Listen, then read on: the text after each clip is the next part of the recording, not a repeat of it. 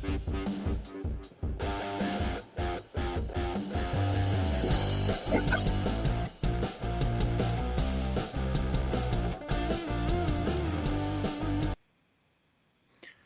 everybody. This is Dean Dormady with DDE Ventures.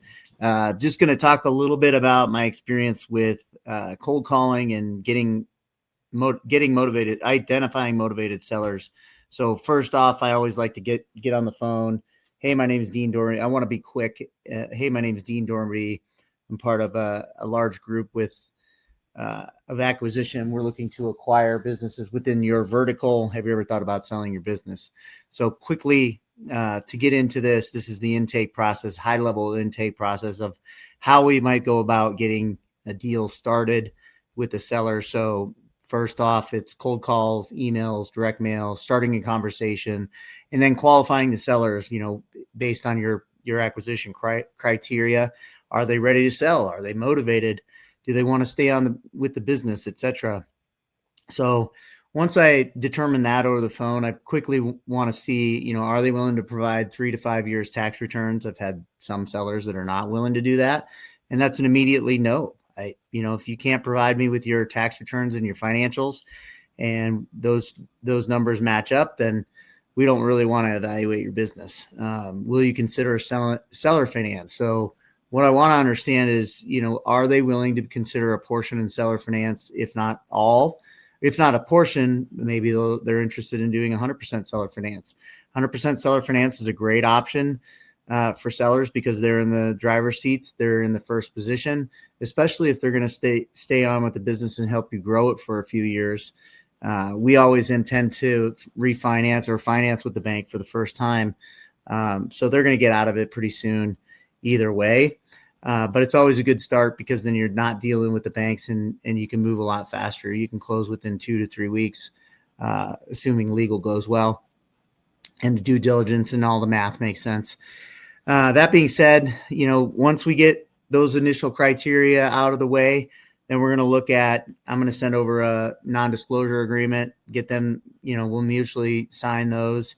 And then we'll get started. So if they're not ready to sell, then I'll call them back in 60, 90, 120. Just depends on how aggravated they were with me with the call, or whether they're interested in selling, or whether they were open to it. They just wanted to talk. They wanted to think it through over a period of time. So if it is yes, then we receive the recs, we receive the response. Then we'll start evaluating the deal.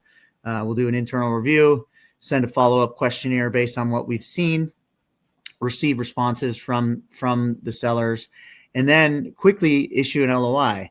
The LOI, the longer the better. I'll go through that in another video, but essentially we're covering everything in the LOI that would come up in a normal transaction in order to stave off any future negotiations. So if we're negotiating reps and warranties, tipping basket, general reps and warranties, fundamental reps, anything else within the LOI, you want to cover that in the LOI prior to actual final legal documents, just because it makes it easier once you get to the lawyers, because it's already pre-negotiated and we're not looking to renegotiate the deal at the end of the deal. Just makes it move faster.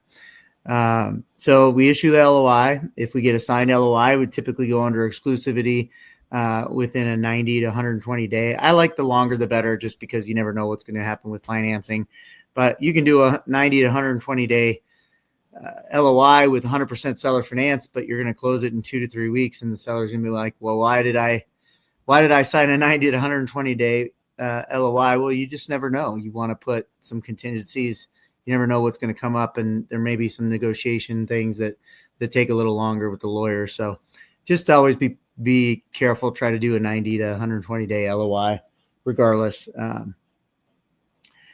And that being said, so you get the signed LOI, start the quality of earnings. So you're going to use your third-party accountants and lawyers to start evaluating the due diligence. There's a due diligence checklist that goes through a plethora of different things, whether it's healthcare or HVAC. There's all different avenues you want to look at. And so then once you get through all those discussions. You have bi-weekly meetings or regular daily meetings. Then you determine whether do you really want to buy this thing, and then you acquire and operate.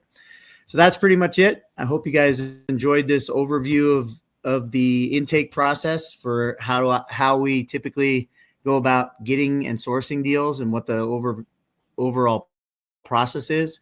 Please like and subscribe if you'd like to learn more about what I do and how I might be able to help you. Feel free to reach out. Thanks. Have a good day.